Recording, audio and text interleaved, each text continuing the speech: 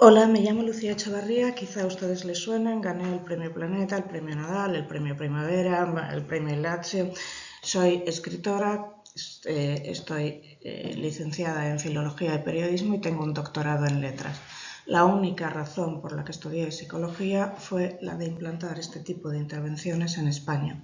Por eso les voy a rogar que entiendan que voy a hacer esta intervención desde la primera persona, porque creo que es la única manera de explicar por qué quiero implantar la escritura expresiva de España y por qué estoy absolutamente convencida de que es necesario que se haga.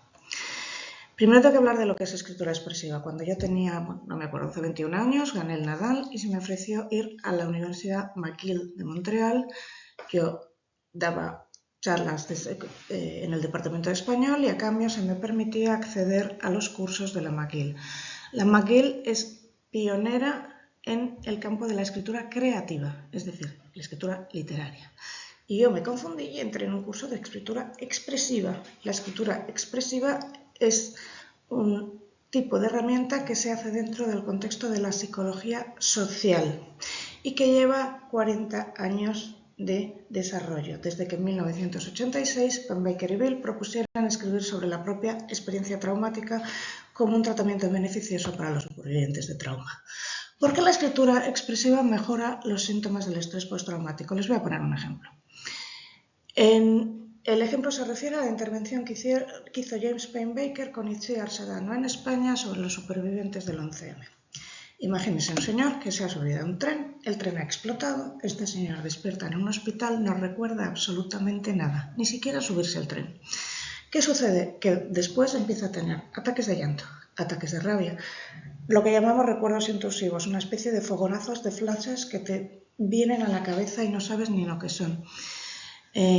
Pesadillas, y entonces tiene una serie de recuerdos no verbales desorganizados. La escritura expresiva se convierte en una herramienta para transformar estos recuerdos no verbales en un formato lingüístico que puede ser procesado y tratado mediante un proceso de adaptación cognitiva que ayuda en la reorganización de los esquemas centrales. Le estamos ofreciendo a esta persona la posibilidad de integrar todos estos recuerdos deslavazados, darles principio, nudo, desenlace y sobre todo significado. ¿Por qué he elegido hacer este tipo de intervención sobre un grupo particular?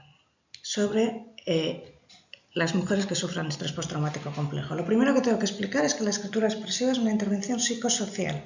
Son intervenciones que se hacen sobre grupos y sobre una variable sobre la que se quiere actuar. Por ejemplo, mujeres maltratadas, mujeres con cáncer de pecho, bandas latinas, personas con depresión, lo que sea. Si teclean ustedes Expressive Writing Intervention se van a encontrar en Mendeley con 1000 ejemplos de intervenciones. Entonces, se interviene sobre un grupo, se interviene sobre una variable que se pretende modificar. Nada que ver, por favor, con los ejercicios de escritura en psicoterapia que derivan del paradigma lacaniano del análisis de texto y el comentario de texto. Esto es importante que lo tengamos claro. Bien. Lamento referirme a mí misma en primera persona, pero si no, no van a entender esto y creo que es fundamental que se entienda. Yo hace 16 años fui violada por un hombre a punta de navaja. Esto sucedió en Marruecos. No solo durante todo ese tiempo pensé que me iba a matar, sino en mi vuelta al resort pensé que me iba a matar. Fue un acontecimiento en el que, aparte del dolor, temí por mi vida. Pero el acontecimiento no se quedó ahí. Cuando yo intenté denunciar, prácticamente me echaron de la comisaría, no se me ofreció ayuda psicológica, ni médica, ni píldora el día después y todo lo que pudo ofrecer el consulado fue devolverme a España. Hasta ahí, adelantar el viaje. Quiero recordarles 3 casos muy mediáticos. Uno, el asesinato de Laura Luengo. Su agresor, Bernardo Montoya, previamente había intentado asesinar y violar a otra joven a la que le había puesto una navaja en el cuello. El perro de la joven se lanzó contra él. Él le clavó la navaja y solo fue condenado por el ataque al perro. El asesinato de Diana Kerr, su asesino, había violado a su cuñada. Nadie creyó a la cuñada tuvo que dejar el pueblo. Recientemente en Badalona, un grupo de chicos violan a una niña de 11 años que no lo cuenta, pero ellos lo cuentan a través de un mensaje de un grupo de WhatsApp con fotos. Se les denuncia, van muy poco tiempo a un centro, salen y la familia de esta niña tiene que abandonar Badalona por las amenazas recibidas. Quiero decir con esto que una violación no es solo un evento traumático puntual, sino que hay todo un entorno de revictimización. Vamos a ver qué es el estrés postraumático complejo. El síndrome de estrés postraumático tiene 3 síntomas centrales. 1. La hiperexcitación emocional. Se llora o se tienen ataques de rabia por cualquier cosa. La reexperimentación de los síntomas, es decir, de pronto te vienen fogonazos, te despiertas con miedo, sudas profusamente, o la evitación de cualquier cosa que te recuerde al trauma. Miedo a los espacios oscuros, en mi caso, al metro, a los ascensores. Yo no subo nunca en un ascensor con un hombre. A lo que sea y a que te toquen. A mí que me den 2 besos es una tortura. Las mujeres víctimas de violencia específica por ser mujer, es decir, maltrato, abuso, violencia, abuso sexual infantil, violencia sexual, todas presentan en el 100% síntomas de estrés postraumático, un 60% lo presentan a niveles muy altos. ¿Pero qué sucede? Primero, que su estrés es estrés postraumático complejo. Esto quiere decir que la agresión se ha producido en un contexto relacional, el entorno interviene. Si ha habido maltrato o abuso infantil, hay un patrón coercitivo, y también en una violación hay patrones coercitivos. Que ha habido agresiones encadenadas, extendidas en el tiempo, esto se entiende muy bien en el abuso y en el maltrato, pero en las violaciones sucede lo mismo, vuelve a haber agresiones después, y que existe culpa y vergüenza tóxica. En mi caso, cuando yo llegué al centro de atención a la víctima de agresión sexual, salió a la luz que yo era superviviente de violencia sexual infantil, superviviente de abuso infantil. Yo pensaba que yo tenía una maldición y que de alguna forma yo me lo había buscado. Esto es la culpa y la vergüenza tóxica. A mí además me habían hecho creer que lo que yo recordaba perfectamente no había existido. Entonces, el estrés postraumático complejo tiene una diferencia respecto al estrés postraumático tipo. Repito, contexto relacional, patrón coercitivo, agresiones encadenadas extendidas en el tiempo, culpa, vergüenza tóxica, autoestima destruida. El estrés postraumático que aparece como consecuencia de la violencia contra las mujeres tiene características específicas porque a las mujeres se nos revictimiza.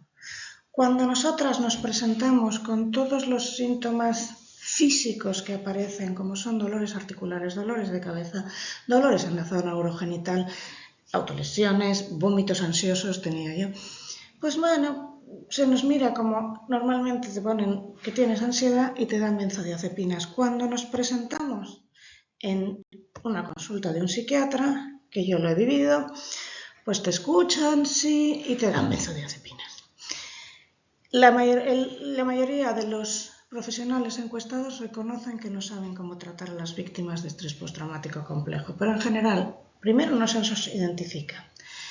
Se nos maldiagnostica como trastorno de la personalidad límite en muchos casos o trastorno de ansiedad generalizada.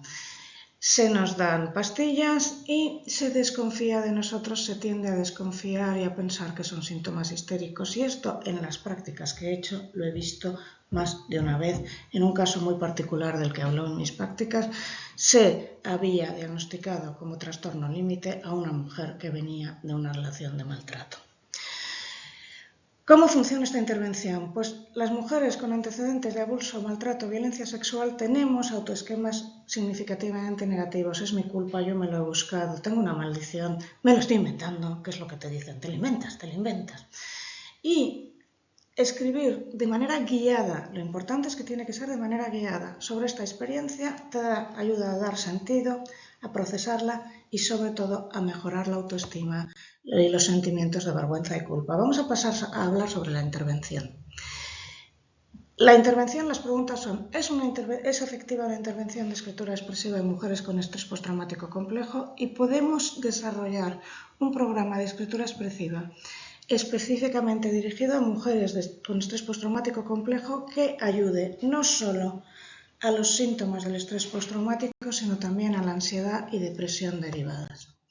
El propósito es doble. Uno, hacerlo en lengua española, que prácticamente no hay intervenciones de escritura expresiva en lengua española, y hacerlo en una población diana específica. Nunca se han hecho intervenciones en mujeres con estrés postraumático complejo porque o bien se hacían sobre las que tenían abuso sexual, o bien sobre las que tenían relaciones de maltrato, o bien sobre las que tenían violaciones, o bien sobre las que sufrían acoso escolar. Nunca se integraba todo en la experiencia paraguas porque es la misma experiencia sucedida en entornos o con nombres diferentes, pero con el mismo resultado y el mismo itinerario vital.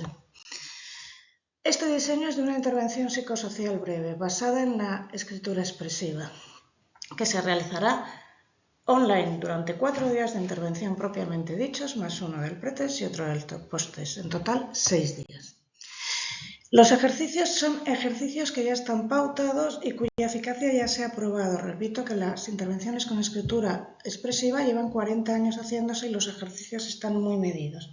En este caso vamos a usar el ejercicio de revelación emocional, el ejercicio de cambio de perspectiva, el ejercicio de búsqueda de sentido y la carta de perdón.